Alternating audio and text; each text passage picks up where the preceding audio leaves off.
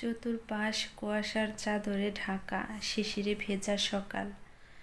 আমার আব্বাকে গতকাল রাতে ফোন করেছিলাম।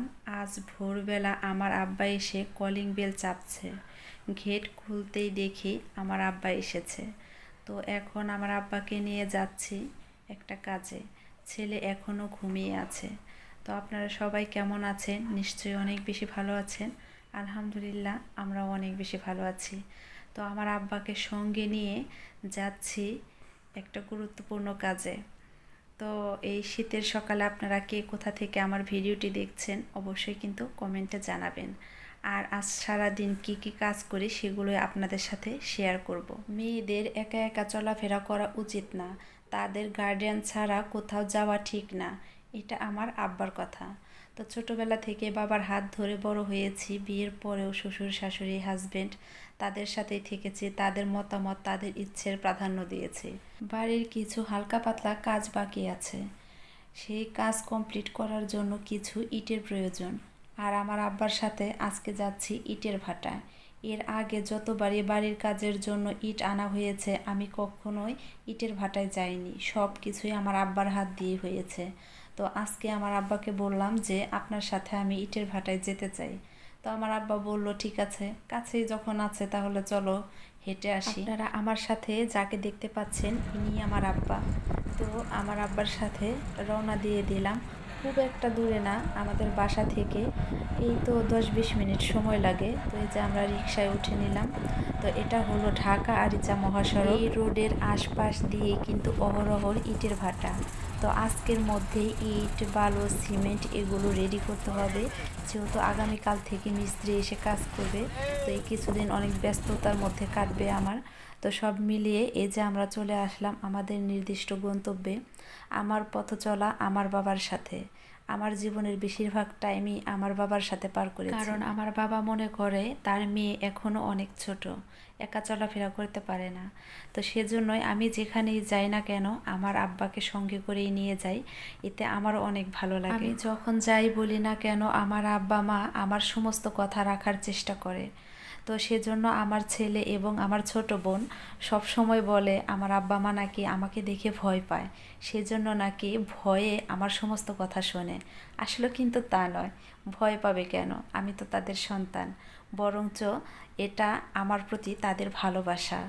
তো যাই হোক বন্ধুরা, আমি চলে আসলাম হলো ইটের ভাটায়। এই যে এখানে এসে একটা জিনিস দেখতে পেলাম যে মানুষ জীবিকার তাগিদে কতই না কষ্ট করে।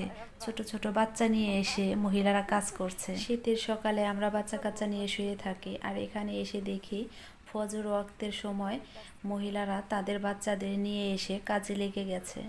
আসলে জীবন এখানে আসলে বোঝা যায় জীবনের মানিক। সকাল 6টার সময় যখন আমি বাসা থেকে বের হয়েছি তখন আমার ছেলেকে বলে এসেছি, তুমি বিছানা থেকে উঠো না, কারণ বাহিরে প্রচুর ঠান্ডা, তোমার ঠান্ডা লেগে যাবে।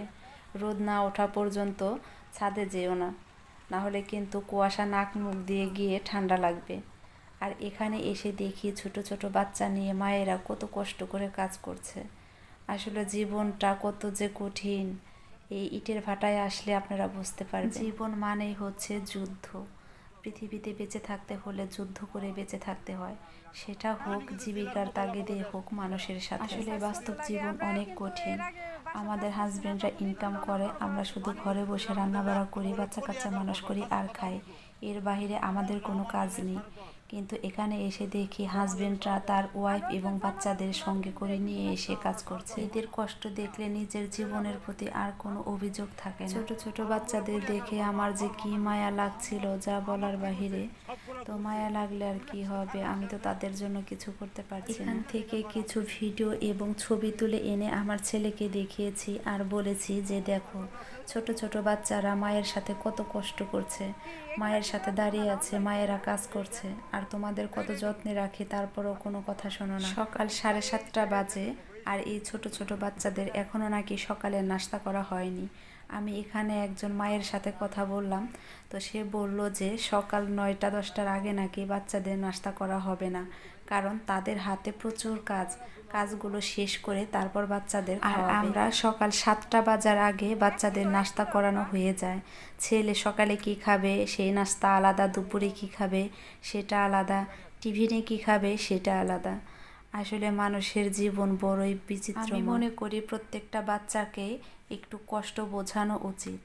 জিনিস চাওয়ার সাথে সাথে তাদের কোনো কিছু দিতে নেই, একটু অন্তত অভাবটা বুঝতে দেওয়া উচিত। এতে করে বাচ্চাদের জীবন সম্পর্কে ধারণা আসে, কষ্ট কী সেটা বুঝতে সাহায্য করে। তো আসলে আমরা মারা তো সন্তানের কষ্ট সহ্য করতে পারি না। সন্তান যখন যেটা চায় সাথে সাথে তাদের সেটা সামনে নিয়ে হাজির করি। যাই হোক বন্ধুরা, এই যে দেখতে পাচ্ছেন একটা ট্রাক দাঁড়িয়ে আছে, এই ট্রাকটাই লোড করা হবে। এখন আমরা টাকা দিয়ে চলে যাব, তারপর একটু পরেই ট্রাক লোড করে ইটগুলো নামিয়ে দিয়ে আসবে। এর বাইরেও কিন্তু আমাদের অনেক কাজ আছে, যেমন বালু আসবে, তারপর হলো সিমেন্ট নিতে হবে। তাছাড়াও সাংসারিক অনেক কাজকর্ম আছে, একদিকে পড়ে থাকলে তো আর হবে না। এদিক দিয়ে ছেলেকে শুইয়ে রেখে এসেছি, তার স্কুল আছে, তাকে স্কুলে পাঠাতে হবে। তো যাই হোক, সব মিলিয়ে আজকের দিনটা অনেক ব্যস্ত সময় পার করেছি। আর এই যে আপনাদের সাথে এতক্ষণ যে হিস্টোরিগুলো শেয়ার করলাম, এই যে তার নমুনা। তো ছোট ছোট বাচ্চা নিয়ে মায়েরা কতই না কষ্ট করে, আর আমাদের বাচ্চাদের আমরা কত আরামে রাখি, আমরা নিজেরা কত আরামে থাকি। তো এখানে আসলে বোঝা যায় যে জীবনের মানেটা কী।